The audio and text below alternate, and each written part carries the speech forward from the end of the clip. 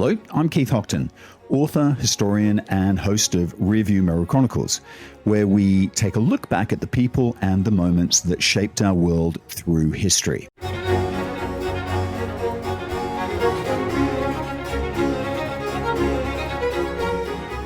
Hello. If you strip it right back, the emergency doesn't begin with a grand ideological moment or a formal declaration of war. It begins with fear, opportunity, and a sudden collapse of order after the Second World War. This is British Malaya, sitting on the edge of Southeast Asia, strategically placed, economically vital, and absolutely impossible to ignore. Malaya in 1946 is a place sitting on top of several fault lines all at once. First, you have the legacy of the war. During the Japanese occupation, the only effective resistance in Malaya was communist-led, organized by what became the Malayan Communist Party. They fought the Japanese, and crucially, they were armed and trained by the British themselves through Force 136, one of the first special forces units of its time. So when the war ends, you have a communist movement that isn't theoretical. It's definitely not underground in the abstract, but already militarized, already experienced, and already organized. And of course, then the British return. And this is where the tension sharpens. If you arrive in Malaya in 1946, you don't step into a country at war. You actually step into a country that feels slightly unsettled. The war has ended officially. The Japanese are gone. The British are back. And the Union Jack flies again over government buildings, over ports, over the symbols of authority that had vanished so suddenly in 1941. But something has changed, because once you have seen an empire collapse, even just briefly, you never quite believe in its permanence ever again. Physically, Malaya is overwhelming. The jungle presses in from every direction. It's dense. It's humid, it's almost watchful. Outside the towns, the land feels only slightly held, as if the forest is just waiting for an excuse to take it back. The roads are narrow and uncertain, cutting through a deep green that seems to close in behind you. And then, suddenly, order. Rubber plantations stretch in perfect rows, trees are tapped in silence at first light. Tin mines gouged the earth, grey water and churned mud, men working knee-deep in it under a relentless sun. These aren't just industries, they are the reason Malaya matters. Rubber and tin feed the global economy, and Britain has come back for them. The towns are something else again. Walk through Kuala Lumpur or Penang, and you feel the divisions immediately. British clubs and administrative buildings sit apart. They're calm, they're ordered, they're almost insulated. But nearby, Chinese shophouses are alive with trade and noise and movement. Indian labor communities exist in their own spaces again. These are not strands woven into one society. They're actually layers sitting behind each other, rarely fully touching. And that division really matters because the insurgency draws heavily from the Chinese community, while the Malay population in the large part doesn't. That imbalance will shape everything that's about to follow. And beneath all of it, something is shifting. During the Japanese occupation, resistance had formed, real resistance, organized, armed, and often led by the Malayan Communist Party. They had fought, they had endured, and for a very brief moment in the absence of British rule, they actually held the power, however loosely. Now the British are back, and for the communists, that return feels like something has been taken away. At the same time, the British themselves are trying to reshape Malaya. In 1946, they introduced the Malayan Union, an attempt to centralize control and extend citizenship, particularly to non-Malays. It makes administrative sense. However, politically, it actually explodes. Malay opposition is immediate and it's fierce. And out of that resistance emerges the United Malays National Organization. a new force that brings to articulate something that's been building quietly, a sense of Malay identity and political future that can't simply be managed from above. So by 1946, you already have tensions running in multiple directions. The return of the British colonial rule doesn't feel like liberation to almost everyone. For the Malayan Communist Party, it feels like a reversal, a restoration of a system that had expected to collapse. They had fought, they had suffered, and now the old order is back. At the same time, Malaya is economically vital. It produces rubber and tin on a global scale, both essential commodities in the early Cold War. The British are not going to walk away from that lightly, and the communists know it. Now layer into that the social structure. Malaya is not a unified society at this particular point. It's divided along ethnic and economic lines. There are Malays, Chinese, Indians, each with different roles and different levels of access to land and wealth.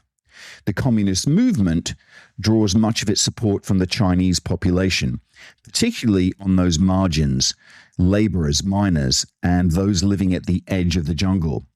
These are people who often feel excluded from the colonial system, and that makes them more receptive to a revolutionary message.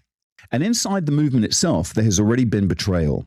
Its previous leader, Lai Tek, is exposed as a British and Japanese agent, and he disappears, only to be hunted down and executed by his own comrades in Bangkok.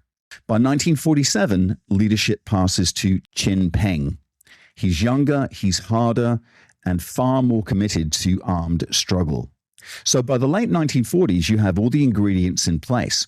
A trained, armed, ideologically driven movement, a returning colonial power determined to reassert control, a divided society with real grievances.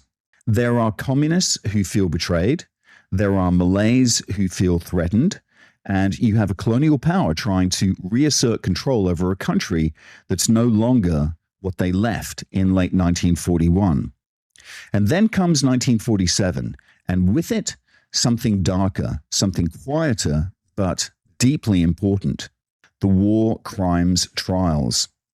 Across Malaya and Singapore, Japanese officers and soldiers are being tried for what happened during the occupation.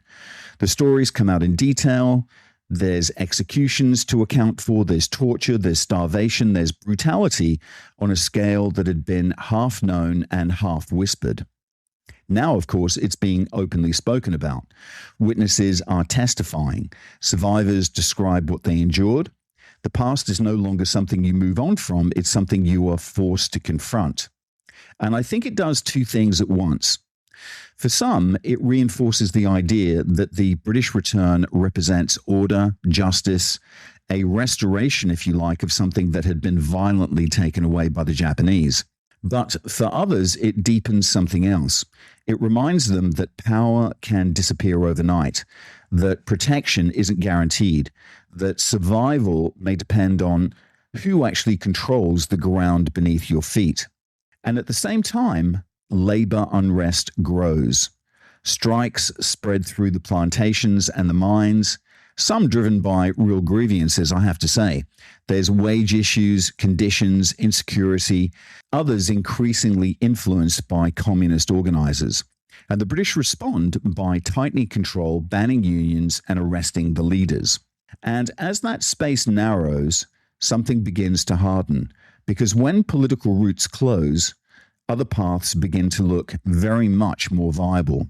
By the end of 1947, Malaya isn't yet at war. But then comes the spark. In June 1948, 3 European plantation managers are murdered in Perak. At Sungai Seput, a small plantation town, the killings are sudden, deliberate, and impossible to ignore. Of course, it's not the first act of violence, but it is the moment that forces a decision. The British authorities respond immediately by declaring a state of emergency. And it's called an emergency for very practical reasons, because insurers won't pay out if it's officially a war. Malaya feels like a place where the past is still being judged. The present is uneasy and the future feels very uncertain. And I think perhaps the most striking thing, if you were standing there at that moment, is this. Nothing has quite broken yet, but everything is in place. The jungle is there, the weapons are there, the grievances are certainly there, and the fear is there. But here's the key point. The violence has already been building. Strikes, labor unrest, intimidation, targeted killings, all of this has been escalating through 1946 and 1947. And what happens in June 1948 is less a sudden beginning and more the tipping point, the moment when the British decide that this is no longer containable as unrest, but has to be treated as a full-scale security crisis. From the communist perspective, this is the moment to shift from agitation to armed struggle. The Malayan National Liberation Army emerges as the military arm of that particular strategy, moving into the jungle and beginning a campaign designed to undermine British control. So, I guess the obvious question is, what lights the fuse? Well, it's not one thing. It's the convergence of several pressures. It's definitely the aftershock of the Second World War. It's also the disappointment of political expectations. And of course, the economic stakes are too high to abandon. And what you have is a society already divided and strained. The murders in Perak simply ignite what is already waiting to burn. And once it begins, it's very difficult to stop. Let's take the global context first. By 1947 and 1948, the Cold War is no longer abstract. It's hardening. Eastern Europe has fallen into the Soviet sphere, and in Asia, the situation is fluid and very dangerous. The Chinese Civil War is still being fought, but it's tilting towards a communist victory, which will come in 1949. And of course, that matters enormously in Malaya because the leadership of the Malayan Communist Party is overwhelmingly Chinese, and they're watching events in China very closely. If communism can win there, then why not in Malaya? At the same time, there is a sense of timing. Revolutions are often about momentum as much as ideology. And the late 1940s feels like a moment when empires are weakening. India gained independence in 1947. Burma follows. Across Asia, colonial structures are beginning to crack. From the perspective of the MCP, this looks like an opening, perhaps even a closing window, a moment when you either act or you miss your chance. Then there is the bigger economic trigger, which is often overlooked but absolutely central. In 1948, the British began to clamp down on trade unions, particularly those influenced by communists. There's been a wave of strikes in the immediate post-war years, some genuine, I have to say, some genuine labor disputes, others politically driven. The authorities respond by banning organizations, arresting leaders, and tightening control over labor movements. From the MCP's perspective, this is decisive. Peaceful agitation is no longer viable, or at least no longer sufficient. The political space narrows, and when that happens, movements often radicalize. What might have remained a campaign of strikes and pressure shifts towards armed struggle. You also have to factor in something very much more human, more psychological. During the Japanese occupation, the communists had been the resistance. They had fought, and in some areas they had governed, informally at least. That gives them a sense of legitimacy, even entitlement. When the British return and begin to reassert authority, it's not just political disappointment, it's personal. Power that was briefly held by them is then quickly taken away. And of course, there is fear on all sides. The British fear a communist takeover of a strategically vital territory. The MCP, they fear repression, marginalization, and the loss of influence. Sections of the population fear instability, violence, and being caught between the two. Fear then accelerates decisions, it hardens positions, and it makes compromise much less likely. Finally, and I think this is subtle but incredibly important, the geography itself encourages the kind of war that follows. Malaya is never going to be easy to control. The jungle offers a natural base for insurgency, a place where a smaller force can survive, regroup, and strike back decisively. That possibly shapes thinking. If you know you have somewhere to retreat to, somewhere that gives you an advantage, you're far more likely to take the risk of rebellion. So when you step back and ask what lights the fuse, it's not just the murders in Perak, though they do matter. It's a sense of a window closing, the tightening of political space, the aftershock of war, the example of revolutions elsewhere, and of course a landscape that makes insurgency viable. In other words, by mid-1948, the conditions are not just ripe, they are almost expectant. All it needs is a spark. And once it comes, the slide into conflict is very hard to reverse. So the conflict begins in June 1948 when a state of emergency is declared in the British colony of Malaya. And what follows isn't a conventional uprising. There are no marching armies or clear front lines, but rather a campaign conducted in fragments and shadows. The Malayan Communist Party, through its armed wing, the Malayan National Liberation Army, begins to attack the very structure of the economy: rubber plantations, tin mines, police stations, transport links. Trains are derailed, buildings are burned, and workers' homes destroyed. Not in a single decisive blow, but in a steady, corrosive pattern designed to weaken rather than overwhelm.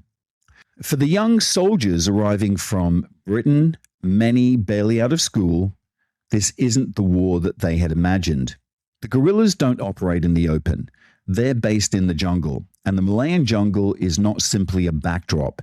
It's an active participant in the war. It conceals, it protects, it confuses. For those who know it, it offers near invisibility. For those who don't, it becomes disorientating, even hostile. And the insurgents know it intimately. They also draw support from sections of the Chinese population, particularly those living at the fringes of the jungle in small, often informal settlements. These communities, labeled rather dismissively as squatters, provide food, information, and shelter. And without that support, the insurgency will struggle to survive. Of course, with it, the guerrillas become extraordinarily difficult to eliminate. From their perspective, this is not simply a rebellion of violence for its own sake. They frame it as the anti-British National Liberation War, a phrase that immediately tells you that this is as much about legitimacy and narrative as it is about military force.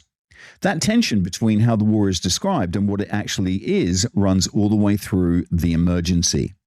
The British response in the early stages is in many ways what you might expect. Emergency legislation is introduced, which allows suspects to be detained without trial, while curfews and movement restrictions are imposed across affected areas. On the military side, the initial garrison is relatively small. It's a mix of Gurkha, British, and Malay battalions spread across a very difficult landscape. Reinforcements begin to arrive from August 1948 onwards, many of them young national servicemen from Britain, men with limited experience and suddenly placed into a complex and very unfamiliar environment. Their approach is conventional. They establish positions near villages, they send out patrols and attempt to locate and engage the enemy. But the difficulty, of course, is immediately obvious. The guerrillas have the advantage of terrain and local knowledge, while the British are operating with very limited intelligence. The jungle distorts everything: distance, sound, direction, and it's entirely possible to be very close to the enemy without ever seeing them.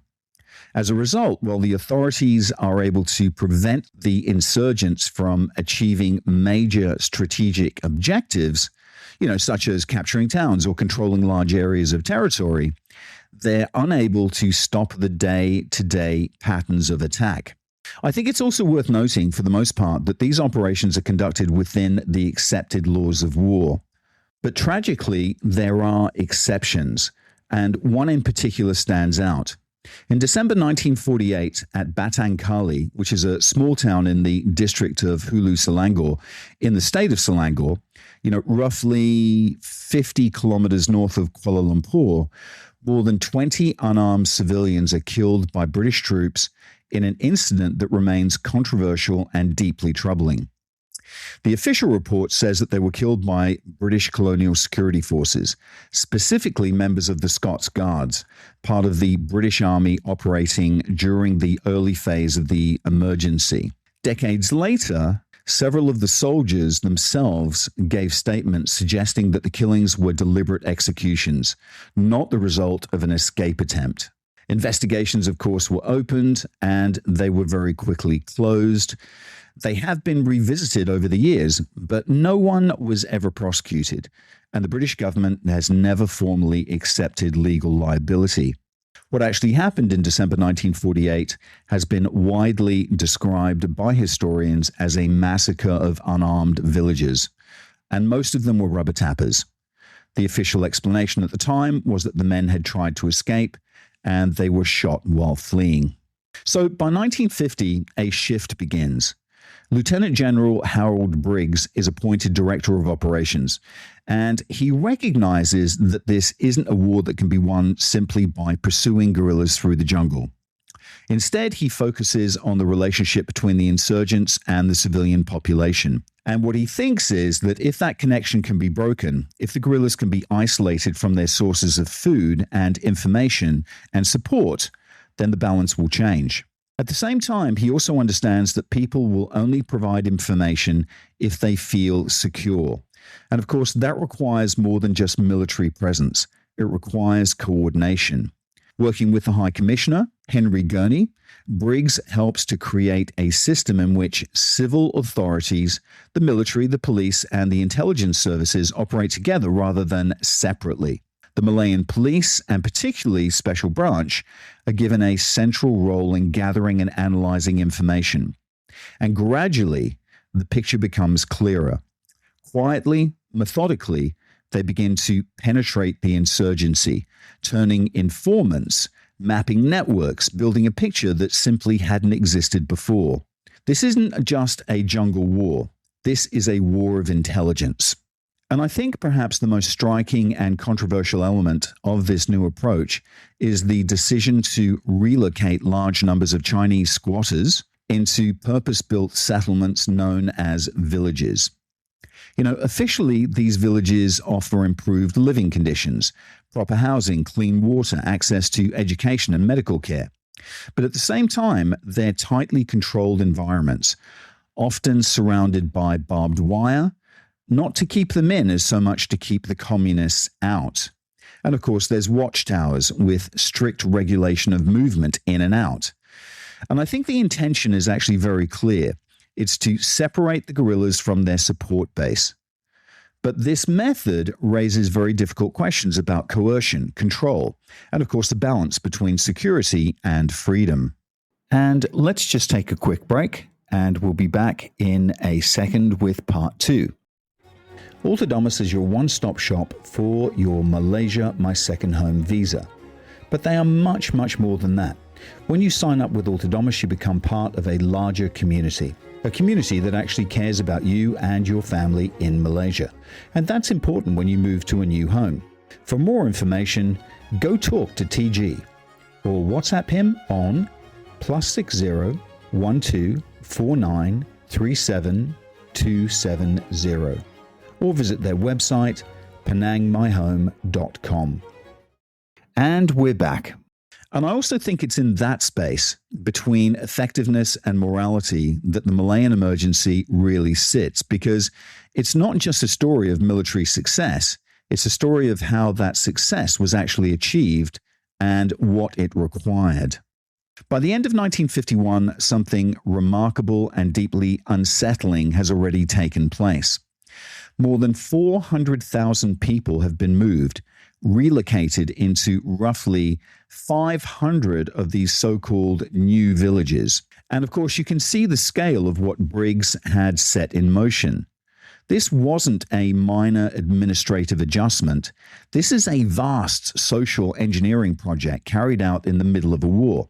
Entire communities are uprooted, moved behind barbed wire, their movements controlled in the name of security. It's effective, but it's definitely not gentle. The Briggs Plan, as it became known, in effect, is a vast experiment in wartime social engineering. And of course it worked, at least in part. The guerrillas, cut off from easy access to food and information, begin to feel the pressure. As they approach these villages in search of supplies, they're increasingly exposed, arrested, or killed. Some surrendered, worn down by the slow tightening of the net. But this isn't a quick victory. These methods took time to refine, and even as they were being implemented, the insurgency continued. The link between the guerrillas and the Chinese community had been weakened for sure, but it certainly hadn't been broken. And then in May of 1951, the war delivers a massive shock. On the 6th of that month, the High Commissioner, Henry Gurney, was ambushed and killed by communist guerrillas. It happened on a very narrow, twisting road climbing up towards Fraser's Hill in Selangor, a hill station that had been set high above the heat and the humidity of the lowlands. You know, this route actually runs through dense jungle. There's very steep embankments on one side and a very steep drop-off on the other. It's exactly the kind of terrain that favors an ambush.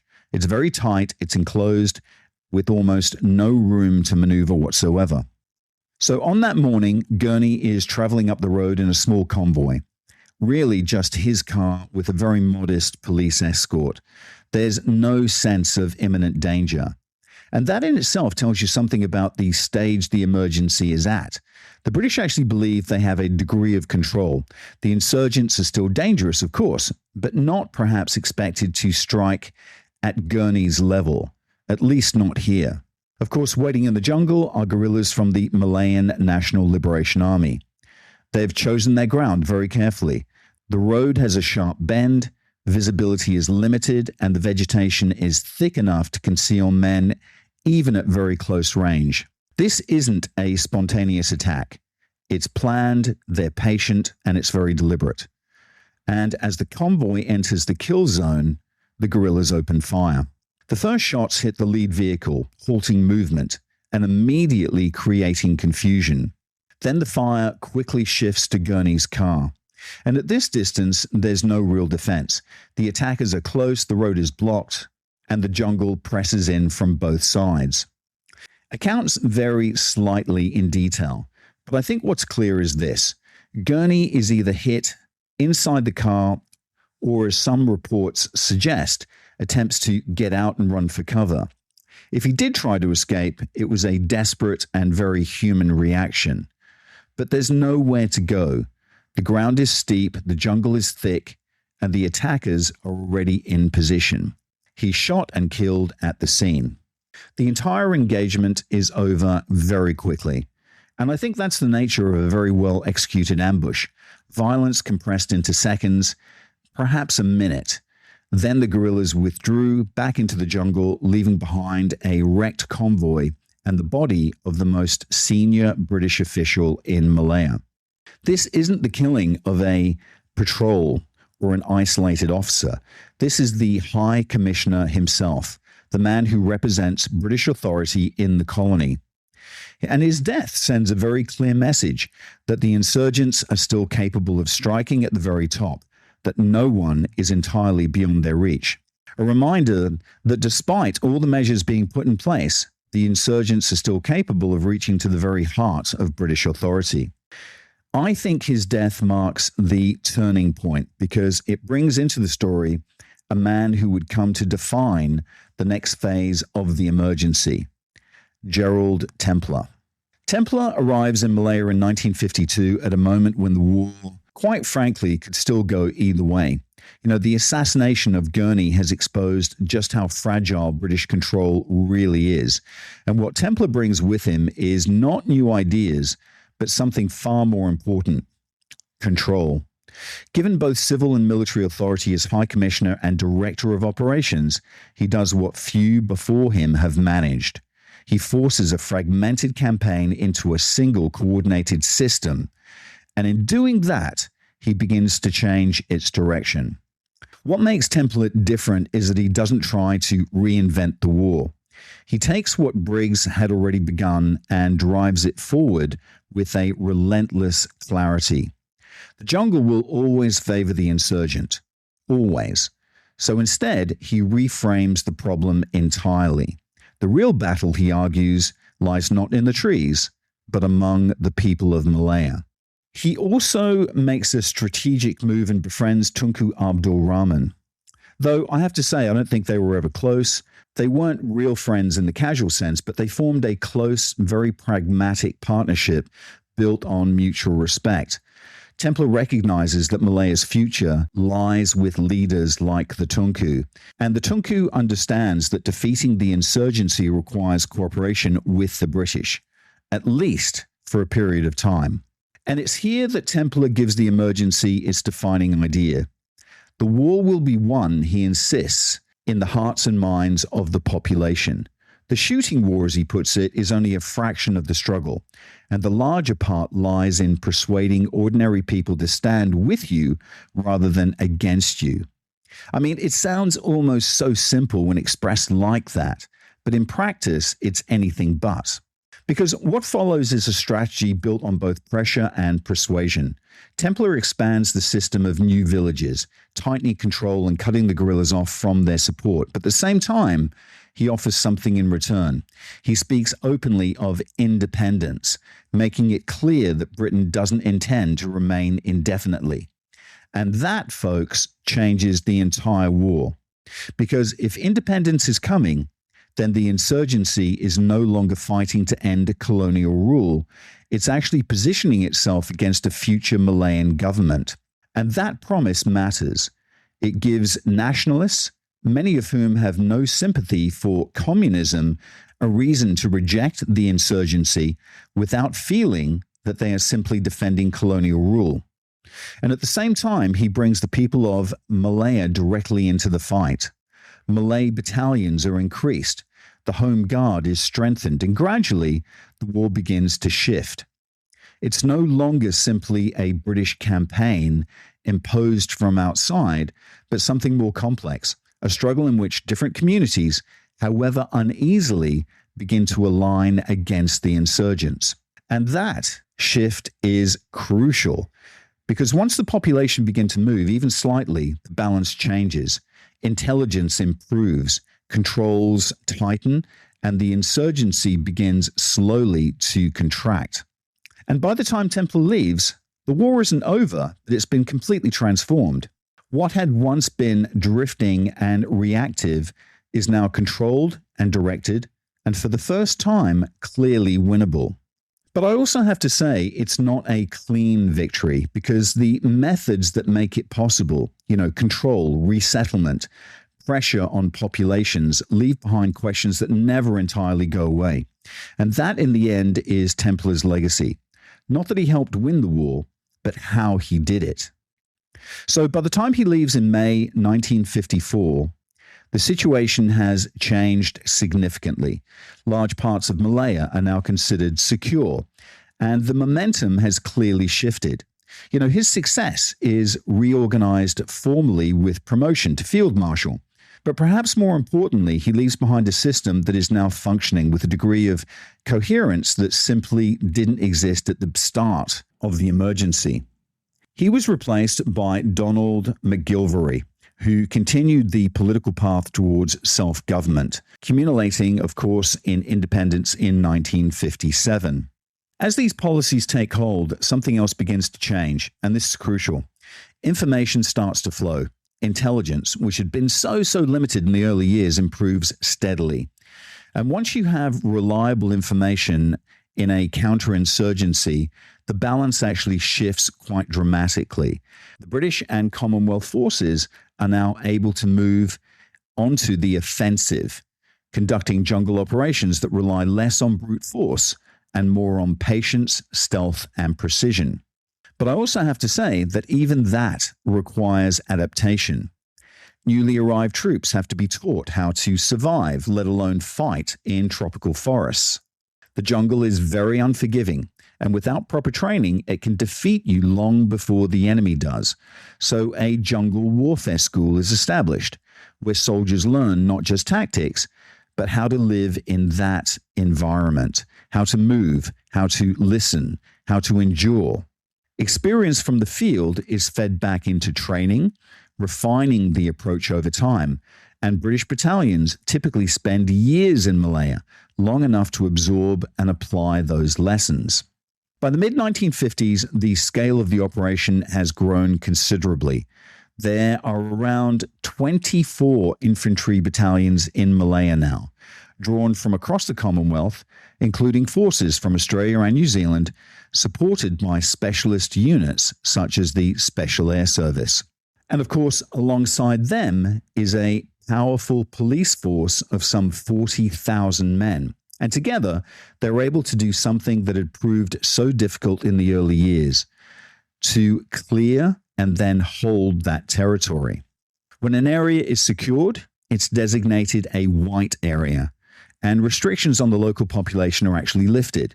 This isn't just a military designation, it's also a psychological one. It signals normalcy, safety, and it actually encourages people to resist any attempt by insurgents to return. This is so important. In effect, control is no longer just imposed, it's actually being reinforced by the population itself. And if you listen to men who were actually there, and I've met a number of them, the actual soldiers on the ground, you get a sense of how this war was really fought. One of them, Private Bert Godsif, reflecting on his time in Malaya in the early 1950s, makes a point that cuts through all the strategy and theory. What they were really looking for, he says, were live communist terrorists, because the food and arms dumps were so well hidden that you would never find them without good information. And that information, more often than not, came from intelligence networks or from surrendered insurgents. It's an interesting insight. So winning hearts and minds didn't mean the war was gentle. There were rewards offered for information, for weapons, for the capture or killing of communist terrorists, the CTs of that Malayan National Liberation Army. And in a conflict where intelligence was everything, that system really mattered. But in the jungle, even something as basic as confirming a kill wasn't straightforward. Bodies disappeared, they decomposed quickly, or were simply impossible to retrieve. And so, in some cases, far more disturbing things began to happen. Heads were taken. Not as trophies in the way you might imagine, but as proof. Proof for commanders, proof for the records, and sometimes proof linked to a reward system. It's a detail that feels almost medieval, and yet this is the early 1950s, with a modern army fighting a modern counterinsurgency. And of course, when photographs of soldiers posing with severed heads began to circulate, the reaction was immediate and deeply uncomfortable. It jarred completely within the image of a disciplined, lawful campaign. Under Templar, the practice was quickly restricted and, of course, then prohibited, not just because of the moral implications, I have to say, but because it undermined the very strategy that he was trying to pursue. Because it actually reminds you that the Malayan Emergency, often studied as one of the few successful counterinsurgencies, wasn't neat, and it definitely wasn't clean. It was effective, yes, but it operated in that very difficult space where intelligence, fear, control, and violence overlap one another. And sometimes, uncomfortably, they collide. Even the language tells you a story. Officially, they were to be called communist terrorists, CTs, but in everyday speech, the soldiers actually referred to them as bandits. And it's a small detail, but it reflects the constant tension between policy, perception, and reality that runs through the entire emergency. There is one moment when the war might have ended differently. In 1955, at Baling, Tunku Abdul Rahman meets Chin Peng face-to-face for the first time, and it's a genuine chance for peace. The terms are simple: The communists must lay down their arms and disband. Chin Peng refuses, and of course the war goes on. In August 1957, the Federation of Malaya was granted independence, and with it, the insurgency began to lose its meaning as a war of colonial liberation. Tunku Abdul Rahman became Malaysia's first prime minister. Many guerrillas laid down their arms, not because they had been decisively defeated in battle, but because the ground beneath the conflict had shifted. Others withdrew north, slipping across the Thai border, where the war doesn't end so much as fade. So independence definitely didn't end the war overnight. It was another 3 years in coming, but it stripped the insurgency of its central claim. This was no longer a struggle against colonial rule, but a fight against a Malayan government. And that made all the difference. By 1960, the emergency was declared over. More than 500 Commonwealth soldiers and 1,300 police had been killed. Communist losses were higher, over 6,000 dead and more than 1,000 captured. It's often described as one of the few successful counterinsurgencies of the modern era. And I think it's still studied for that for a reason. But that's not really the point, because in the end, I think what matters isn't just that the war was won, but the cost of winning it. This episode of Rearview Mirror Chronicles is brought to you by Entrepot Publishing, the home of independent storytelling. We publish books that celebrate history, art, and the extraordinary people who make life fascinating. You can find our titles and maybe your next great read at entrepotpublishing.com. Thanks for listening in, folks. Bye for now.